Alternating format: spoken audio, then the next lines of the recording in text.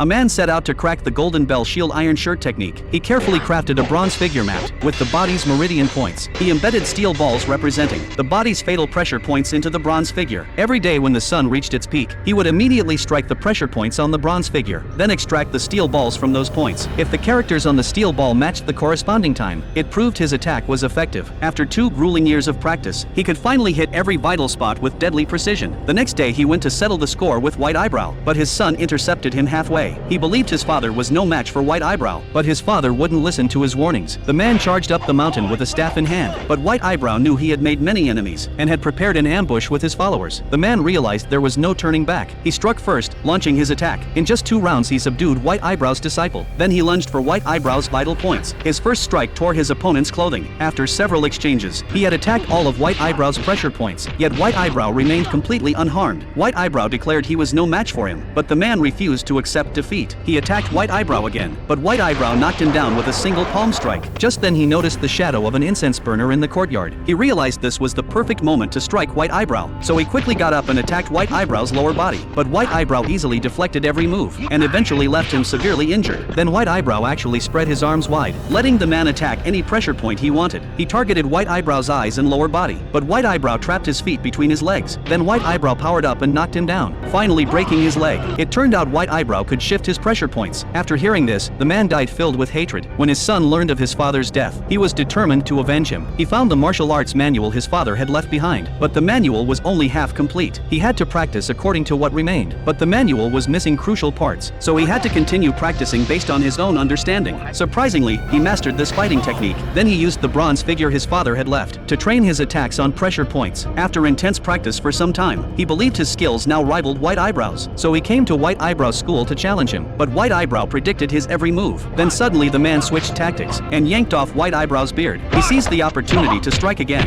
and tore off White Eyebrow's sleeve. Now White Eyebrow couldn't underestimate this opponent. He sent the man flying out of the school with one palm, but the man pretended to fall, then kicked White Eyebrow in the groin. White Eyebrow was about to break his leg when the man flipped over and mounted his neck. White Eyebrow couldn't shake him off. Then the man struck at the top of White Eyebrow's head and found his weakness. Finally, the man completely defeated White Eyebrow.